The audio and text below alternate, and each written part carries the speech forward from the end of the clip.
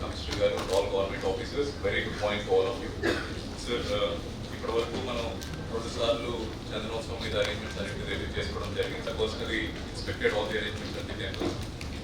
Most of the works మనకు దేవస్థానంలో complete చేసుకున్నారు సార్. మన డిఫరెన్స్ మనకు లాస్ట్ టైం ఈసారి చూస్తే ఆ ప్రసాద్ స్కీమ్లో టెంపరీగా ఉన్న వర్కులు ఏవైతే ఉన్నాయో అవి కానీ అదర్ టెంపరీ లైన్ స్ట్రక్చర్స్ ఏవైతే ఉన్నాయో వాటన్నింటినీ గవర్నమెంట్ ఫండింగ్తో అలాగే కొన్ని సిఎస్ఆర్ నిధులతో పర్మనెంట్ స్ట్రక్చర్స్గా క్రియేట్ చేయడం జరిగింది సార్. ఉత్సవ కార్యక్రమం రాష్ట్రంలో జరిగే ప్రధాన, అదేవిధంగా 6,000 మంది ఆక్యుపై అయ్యే అవకాశం ఉంటుంది.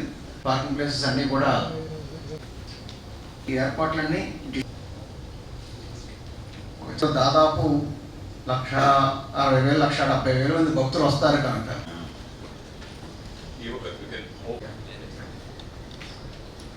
ఎట్టి పరిస్థితుల్లోనూ సామాన్యులు వచ్చే క్యూలైన్, జనరల్ క్యూలైన్.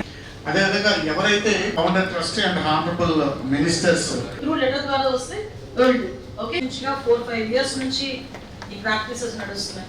సంబంధించి అక్కడ ఇంప్లిమెంట్ చేయాల్సిన బాధ్యత మన డిపార్ట్మెంట్. మనం ఏ వెహికల్స్ నుంచి తీసుకొస్తున్నారు, కానిస్టేబుల్స్ ఎంతమంది రిప్లై చేస్తున్నారు, ఉమెన్ పీసెస్ ఎంతమంది రిప్లై చేస్తున్నారు. హాస్పిటల్ కింద స్టాండ్ బై హాస్పిటల్ 6 బెడ్స్ తోటి కొండపైన పెట్టడం జరుగుతుంది. మొత్తం 16 అంబులెన్సులు, ఒక 11 గంటలు 12 గంటలు జనరల్ లైన్లో వచ్చే దర్శనంకి వచ్చే 10,000 మంది భక్తులు ఒకేసారి. ఓవరాల్ గా అంటే ఆఫీసర్స్ చాలా ఎక్కువ సార్లు రివ్యూ చేసుకోవడం జరిగింది. ఎందుకంటే ఈచ్ టైం ఇంకా ఎలా మెరుగ్గా చేయాలి, ఎంతమందికి ఎక్కువ మందికి కామన్ పీపుల్ దర్శనం చేయాలి శ్రద్ధ పెడుతూ ఎలాంటి అన్టోవర్డ్ ఇన్సిడెంట్స్, దురదృష్టకర సంఘటనలు జరగకూడదు, గతంలో అయిపోయింది అనే దాని మీద దృష్టి పెట్టడం జరిగింది. లాస్ట్ డే ఇన్సిడెంట్ జరిగింది ఒకసారి రాష్ట్రంలో తెలిసింది.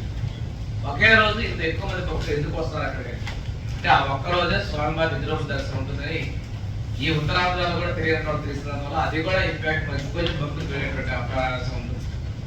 ఏదేమైనప్పుడు కూడా మనం ఇందాక 2 lakhs పబ్లిక్ వచ్చినా కానీ దర్శనం 20 hours లో చేయాలి.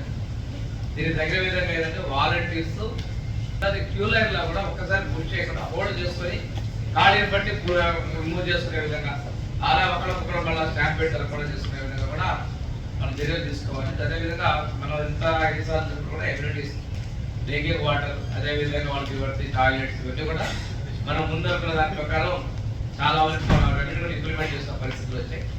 ఇవి 1-2 మనం పర్మనెంట్ గా చేసుకోవాల్సి నెక్స్ట్ టైం ఇది అయిపోయిన తర్వాత ముందు చేస్తున్నాం. పోస్ట్ చంద్రోత్సవం కూడా మనం పైసా డిస్కస్ చేస్తాం. జీవీఎంసీ వల్ల శానిటేషన్ కూడా వితిన్ 24 hours లో కూడా అది చంద్రోత్సవం అయిపోయిన తర్వాత క్లీన్ చేసేటువంటి పరిస్థితి చేయడం జరిగింది. భగవంతుడు నరసింహస్వామి గారి ఆశీస్సులతో ఈ కార్యక్రమం దిగ్విజయంగా జరుగుతుంది. మీ అందరూ కూడా భగవంతుడు మంచి శక్తి ఇచ్చి సక్రమంగా జరపాలని చెప్పేసి ఆశిస్తూ నేను సెలవు తీసుకున్నాను. ఎస్పెషల్లీ ఈ రోజుకి నాకు తెలిసి ఇంచుమించు 4-5 మీటింగ్స్ జరిగే ఉంటాయి ఈ ప్రిపేర్నెస్ విషయంలో. ఆల్మోస్ట్ ఆల్ అంటే ప్రతి సంవత్సరం ప్రతి టెంపుల్ మనం ప్రతి సంవత్సరం జరిగే సిస్టమ్ అయినప్పటికీ కూడా చాలా సందర్భాల్లో కంటిన్యూస్ గా ఒక ఎస్ఓపి క్రియేట్ చేసుకోవాలి. ఆ ఎస్ఓపి బేస్ చేసుకొని ఒక 20% 30% ఎన్హాన్స్మెంట్స్ కానీ ఏదైనా లాస్ట్ జరిగే ఇన్సిడెంట్స్ కి ఏదైనా మనం తిరిగి కొంచెం ఏదైనా ప్యాచ్ వర్క్స్ కానీ లేకపోతే ఏదైనా ఇబ్బంది ఏదైనా ఉంటే కనుక దానికి కొంచెం రిలాక్సేషన్ కి ఎలా చేసుకోవాలి అనే దాని మీద దృష్టి పెట్టుకోవడం జరుగుతుంది. అయితే లాస్ట్ చంద్రోత్సవంలో దురదృష్టకర సంఘటన చోటు చేసుకోవడం వల్ల ఏ చిన్నదాన్ని కూడా ఇదే కదా నెగ్లిజెన్సీతో వెళ్ళకూడదు అనేది నా అభిప్రాయం. ఎందుకంటే ప్రతి సంవత్సరం జరిగేదే కదా, మేము చాలా పండుగలు చేసాము, చాలా దర్శనాలు చేయించాము, సో ఏం జరుగుతుందిలే అన్న ఒక నెగ్లిజెన్సీ అయితే మాత్రం ఏ ఒక్క డిపార్ట్మెంట్ లో కూడా ఉండకూడదు, ఏ ఒక్క ఉద్యోగిలో కూడా ఉండకూడదు. అక్కడ కూర్చున్న ఒక 20 hours మనం ఏదైతే చేస్తున్నామో దాన్ని కొంచెం పర్ఫెక్ట్ గా చేసుకోవాల్సిన అవసరం ఉంది.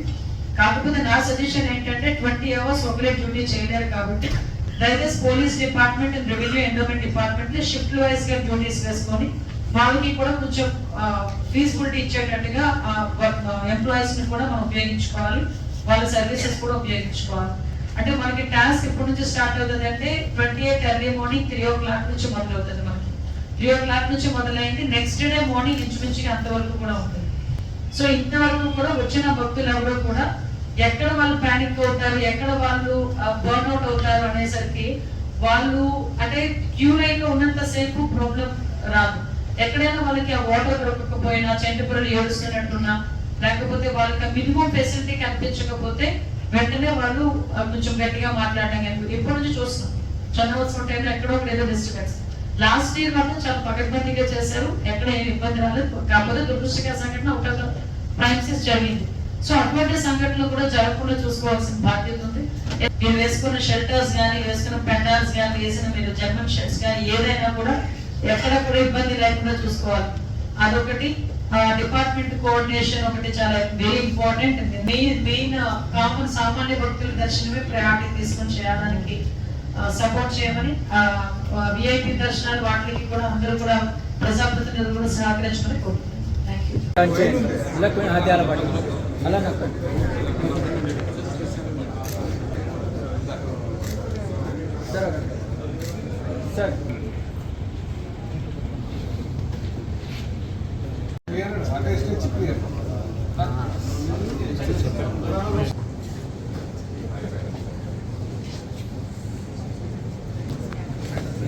ఇప్పుడు మనకు